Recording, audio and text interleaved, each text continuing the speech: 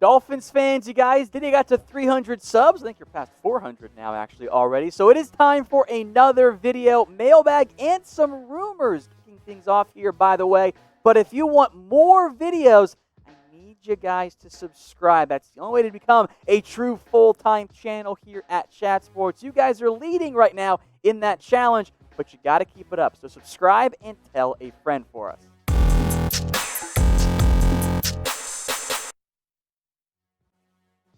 We'll begin with Ryan Fiztpatrick here. Could he start over Tua? Start it early. That's what Albert Breer thinks of Sports Illustrated, and it does make some sense. Many of you have said something very similar in the past about it. Now, Breer says that Flores will be trying to win games earlier this year, which Flores won games last year too. Now, of course, at some point, the job will go to Tua.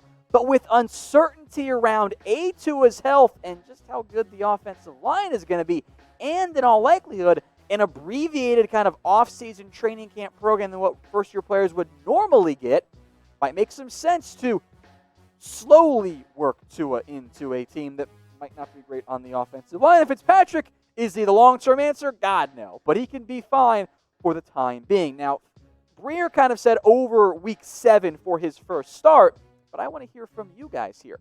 What week does Tua get his first start as the Miami Dolphins quarterback? Make your best guesses for me down there in the comments section. Is it Week 7? Is it Week 6? Let me know what you guys think. Week 7 is not a bad over-under. I still might end up leaning more towards the under on that one. Let's talk running backs now. Palm Beach Post kind of talked about the battle between Howard and Breida as to who really is the number one back. As you can tell, I'm going to lead Breida for right now. There are different backs involved here, though. Jordan Howard has a nose for the end zone, great in goal line situations, which I think he'll use here. Not great in the passing game, not as explosive as Breida was, but remember, Niners offense is different than most running attacks. It's just so wildly effective that it's going to come back down to earth a little bit. I think it'll be a battle. I think these guys will split time, which is not great for fantasy purposes. Breida more in the passing game. Howard probably getting more of the goal line red zone work, though. But overall, if we define start as who gets more snaps, who starts at running back for Miami? Is it H for Jordan Howard, B for Matt Breida? It's not Kalen Ballage. He sucks. Cast your votes for me in the comments section. Let's go to a surprise starter here for the Miami Dolphins. This is from Bleacher Report, who said Brandon Jones could end up being a surprise starter for the Miami Dolphins, and I ain't mad at it. Now, the Dolphins took him in round 3, and that safety group has some options, but it's not set in stone. And Jones was almost a nickel corner last year for Texas, where he played this kind of overhang role, spent some time in the box, kind of like what Eric Rowe has done before in his NFL career, right? Now, for the time being, I'll list Jones at free safety because Frazier and Feldman are really more box safeties, but he can play strong safety, he can play free safety. He's a little bit more versatile, which is a very common theme, by the way, for how the Dolphins are building out this defense, as we'll discuss more in the mailbag here coming up in just a second. So I wouldn't be surprised if Jones carves out a role. McCain can play some nickel. There are options and flexibility there for the Dolphins, and spending a third-round pick on him, in theory, at some point, Brandon Jones, maybe not this year, but in the near future, will earn that starting role for the Miami Dolphins. Now, Dolphins fans, take note for future mailbags. If you have questions, and you can get them in right now in the comment section, I want you guys to use hashtag Dolphins. That makes our lives a lot easier to go find them. So if you have Dolphins questions, put them in the comments and use that hashtag. First up from Pressure Nation, is there a chance the Dolphins could trade for Chris Jones, since they have 2 first-round picks next year and 3 young defense linemen to barter with for the Chiefs, or offer up Xavier Howard, which I'm not advocating, by the way? Quickly on Howard, I agree. I'm not trading him away. I'm keeping him if I'm Miami. If they want to win with their corners, I'm keeping Howard. Jones would provide something the Dolphins don't have, namely a legitimate, established superstar defensive lineman. I have high hopes for Christian Wilkins. I like Kyle Van Noy. The Dolphins front, just as a quick note here, because I'm sure we'll bring it up on future videos, it's going to be, again, a kind of a versatile, multiple front where You could see Van Noy really playing more of a linebacker role. Vince Beagle can rush the passer too. So just wanted to make note of that. The tricky part for the Dolphins here is, do they want to give up on Wilkins or Davis already? I'm not convinced that they do, because they just spent a first-round pick on Wilkins. They just spent a second-round pick on Raekwon Davis. So if you want to go out and get Chris Jones, I am all for that, but it would probably require you giving up one of those guys. I'd be on board with it, but I think it's a discussion the Dolphins would have to have. And is it Davis? Is it Jones that you move, or Wilkins that you move on from? I'm not entirely sure, but it's kind of like Clowney, right? That the Dolphins wanted Clowney, tried to trade for him. He didn't want to come to Miami. Maybe Jones would say yes instead. Over now to Nolan. Would Miami be a good fit for AB or JG, meaning Antonio Brown or Josh Gordon? I feel like they need another wide receiver. I feel pretty good about Devontae Parker, so the interest in Brown or Gordon, I think, really comes down to how confident are you in the rest of those guys? Do you think Preston Williams will have the breakout year 2 that I know many of you are expecting / hoping for? Is Albert Wilson going to stay healthy and be a good slot? And do you trust Antonio Brown and Josh Gordon with Tua long-term, or at least in the short term? If you have to pick one here, who would you go with, by the way, in terms of the receivers? AB for Antonio Brown or JG for Josh Gordon? Now, talent-wise, clearly Antonio Brown, right? From a attitude perspective, maybe you don't want to go with AB. Maybe you don't want to inject him into what is a very young locker room, especially on that offensive side of the ball. It's a fair question to have, and it's a troubling one as well. Moving on now to Nicholas Santos Dominguez. Can we get Joe Thuney in the 2021 in 2021 free agency?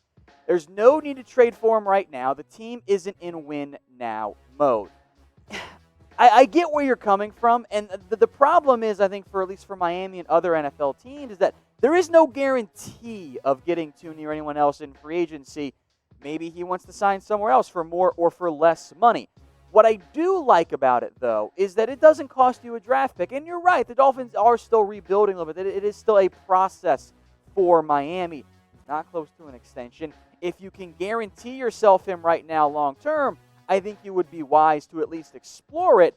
Also, though, if I'm Miami and the Dolphins or the Patriots want one of my top 100 picks, that's not a path that I really want to pursue. If I'm the Miami Dolphins, I would rather not go about that route in the end. So for me, in the Dolphins, I'd explore it, but maybe you're just better off keeping your picks in the end. Trade idea coming in now from DCMMA. He wants to trade a first-round pick, didn't mention which first-round pick, for Yannick Ngakoue. So who says no, first off? M for Miami, J for Jacksonville. Again, it kind of falls into that Chris Jones category for me, where yes, I'm giving up a lot, but it gives me something established, something that I know can give me, if not double-digit sacks, pretty darn close to it. Miami could certainly afford it as well. They overhauled the defense, especially in free agency this year. And again, these are the numbers they put on their teams last year. You guys know Lawson, Van Noy, and Ogba didn't play for Miami last year. 6.5 for Shaq and Van Noy, 5.5 for Ogba, which I don't think he's going to be a 5.5 sack guy. Hasn't really been that for much of his NFL career. So I'd explore it. I don't want to give up my first-round pick if I'm Miami, because there is still a chance, even with Yannick, that's in the top half of round 1. Maybe Houston's first-round pick is more intriguing.